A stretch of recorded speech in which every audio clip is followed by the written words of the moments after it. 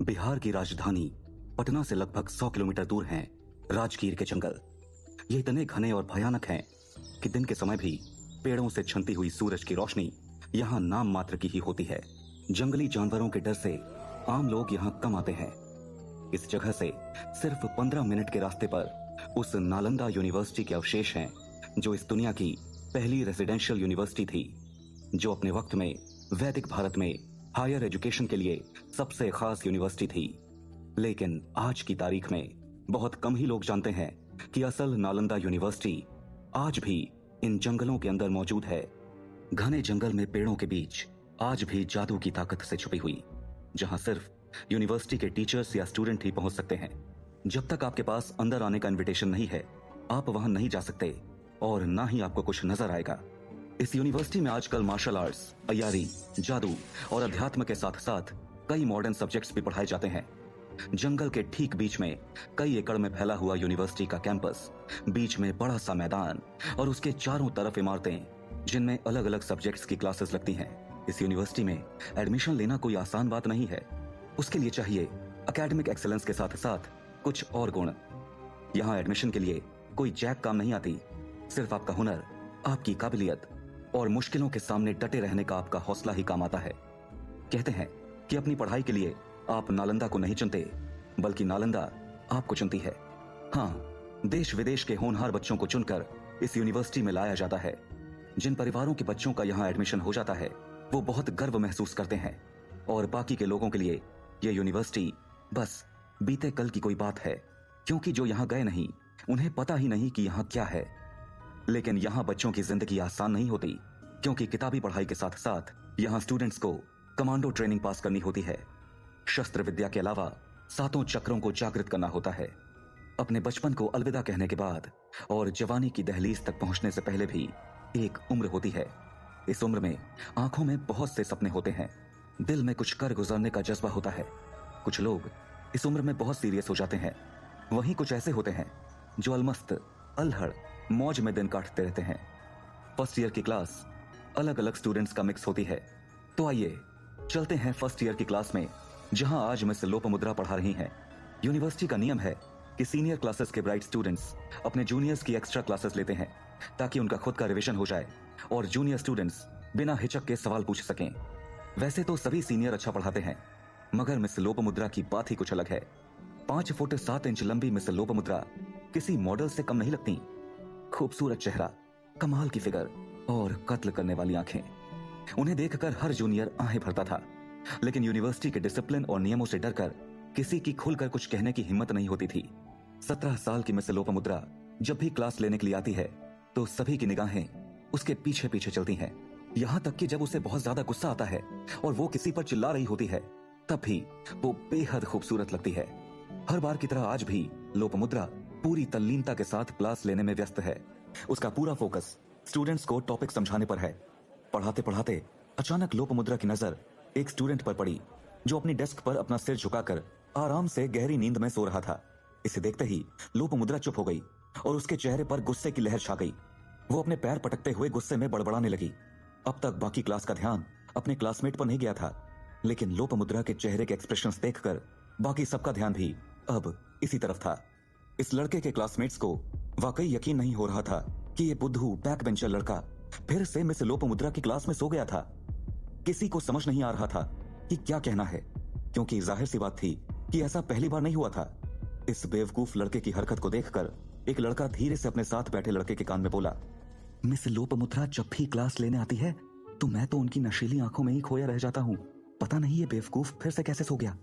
लोपामुद्रा दबे पांव चलती हुई इस लड़के के पास पहुंची। वो लड़के की डेस्क पर झुककर उसके चेहरे को देखने लगी, पर यह लड़का इतनी गहरी नींद में सोया हुआ था कि उसे कुछ भी पता नहीं चला। लोपामुद्रा का चेहरा गुस्से से लाल हो गया।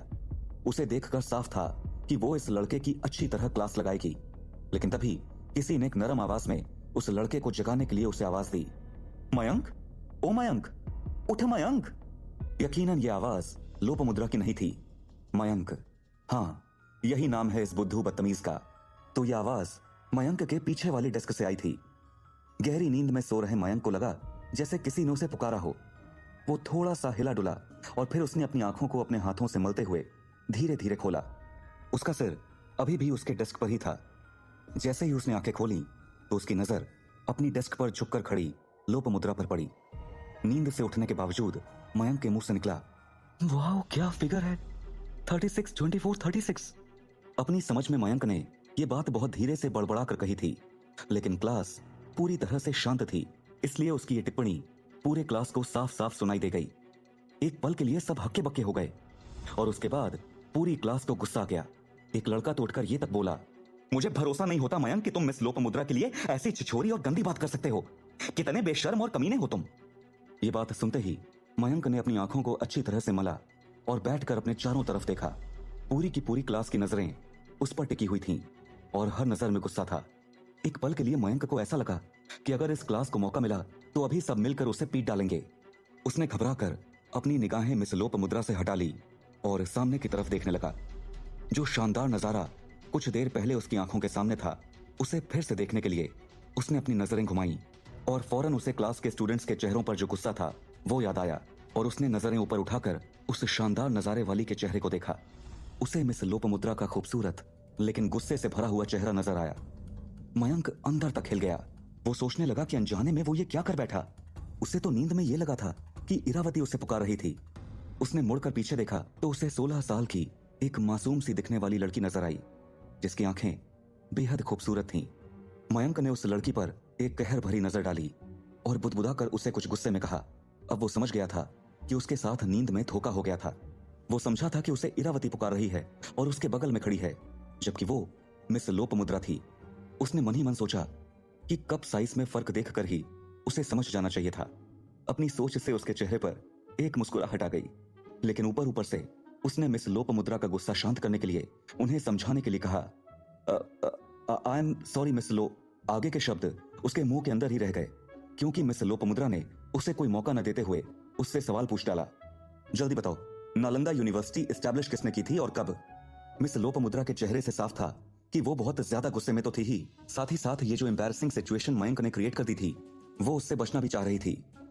मयंक अपनी जगह पर खड़ा हुआ और उसने जवाब देना शुरू किया, वेल, नालंदा यूनिवर्सिटी गुप्त डायनेस्टी के रूलर कुमारगुप्त ने 414 से 455 एडी में स्टैब्लिश की थी। कुछ लोग ये भी कहते हैं कि उन्होंने ये जमीन और इस पर बनी इमारत बौद्ध संघ को दान में दी थी।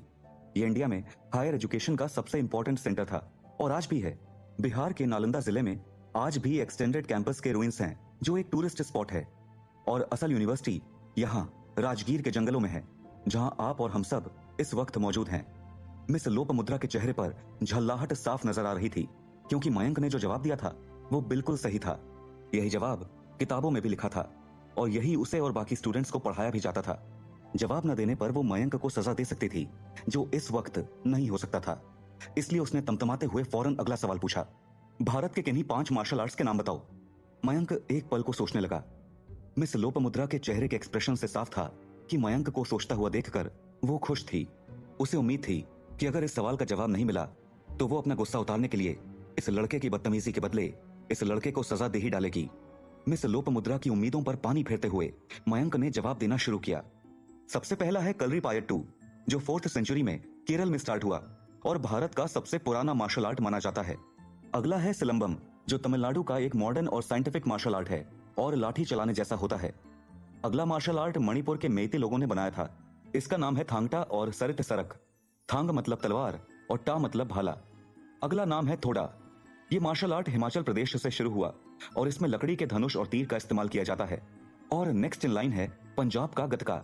इस आर्ट में कृपाण, तलवार और कतार आदि की तरह के हथियारों का यूज किया जाता है। पूरी क्लास ध्यान से मयंक के जवाब सुन रही थी। मिस लोपामुद्रा को इस बुद्धू लड़के से जवाबों की उम्मीद नहीं थी और वो इम्प्रेस्ड थी, लेकिन उसने अपने चेहरे पर कोई एक्सप्रेशन न लाते हुए अगला सवाल पूछा, फीनिक्स बर्ड के बारे में क्या जानते हो? जादू के इतिहास में फीनिक्स को एक बहुत ही प्यारा पक्षी माना जाता है।